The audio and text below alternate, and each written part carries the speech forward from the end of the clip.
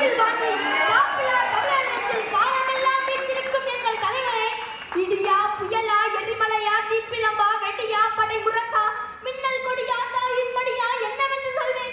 உடன்பிறப்பே என்ற ஒற்றை வார்த்தைக்கு நெருப்பு வரிகள் எழுதுவரே. தமிழுக்காகவும் தமிழருக்காகவும் தமிழ் நாட்டுக்காகவும் தன் வாழ்நாள் முழுவதும் பாடுபட்டவர் தலைவர் கலைஞர் அவர்கள். சமூக ஊடக பயன்பாடு பெருகிவிட்ட இந்த 5G காலகட்டத்தில் எல்லாவற்றையும் எளிமையாகவும் மிக மிக சுருக்கமாகவும் உடனடியாகவும் அறிந்து கொள்ள துடிக்கிறது உலகம். இந்த அவசர உலக தலைமுறையினருக்கு திராவிட மாடல் ஆட்சியின் சாதனைகளையும் வெற்றிகளையும் எடுத்து கூற நமது முத்தான தலைவர் மண்ணின் மைந்தர் திரு முத்துவேல் கருணாநிதி ஸ்டாலின் ஐயா அவர்களால்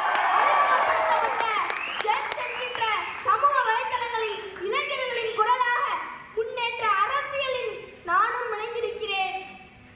அன்பு கழக உடன்பிறப்புகளான நாம் அனைவரும் சேர்ந்து ஒற்றுமையாக பணி செய்தால் நாம் முன்னே இருக்கும் எதிர்நோக்கி காரியங்களில் வெற்றி கிடைக்கும். நான் நீ என்று பிரித்து பணி செய்தால் வெற்றி கூட நமக்கு எட்டா கனியாகிவிடும் என்கிறார். அதற்கு ஒரு சிறிய உதாரணம் கூட சொல்லியிருக்கிறார். ஒரு களியினை எடுத்து ஒடிப்பதற்கும் ஒரு கட்டுக்களியினை எடுத்து ஒடிப்பதற்கும் வித்தியாசம் உண்டு. கட்டா இருக்கும் போது களியினை எவ்வளவு எளிதில் ஒடிக்க முடியாது. ஆம், அந்த கட்டுக்களியை போல் கழகத்தை கட்டி காத்திட வேண்டும், கண்ணும் கருத்துமாக என்றார். கால் சட்டை போட்ட வயதில் இங்கீதம் சிறிதோடு சங்கீதம் கற்க போனேன்.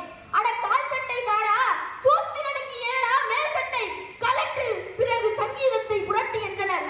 சட்டை இல்லாமல் ஏழையின் இடுப்பில் இருந்த துண்டை தோளில் போட வைத்தது திமுக. மாநிலத்தை தமிழ்நாடு என பெயர் சூட்டியது திமுக. தமிழ்தாய் வாழ்த்து, தமிழ்நாடு அரசு வாய்மையை வெல்லும் என்று தமிழுக்கு பெருமையை சேர்த்தது திமுக. சமூக நீதி, இருமொழி கொள்கை, மாநிலத்தில் சுயாட்சி என தமிழுக்கு பெருமையை சேர்த்தது திமுக. ஐயா கலைஞர் அவர்களிடம் இந்திய பிரதமர், குடியரசுத் தலைவர் என பல பதவிகள் வந்தபோது தமிழே என் உயிர் மூச்சு என வாழ்ந்தவர் நம் தலைவர். விவசாயிகளுக்கு முதலில் இலவச மின்சாரம் கொண்டு வந்தது திமுக. தமிழகத்தில் முதல் முறையாக கூட்டுறவு கடனை தள்ளுபடி செய்தது திமுக. பிற்படுத்தப்பட்டோர் பட்டியலில் இஸ்லாமியரை சேர்த்தது திமுக. பிற்படுத்தப்பட்டோர் பட்டியலில் இஸ்லாமியரை சேர்த்தது திமுக. பெண்களுக்கு சொத்தில் சம உரிமை, உள்ளாட்சியில் 33%, அரசு பணியில் 30% என்று பெண்களை பெருமைப்படுத்தியது திமுக.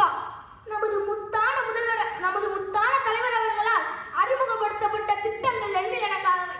கலைஞர் மகளிர் உரிமை தொகை, முதலமைச்சரின்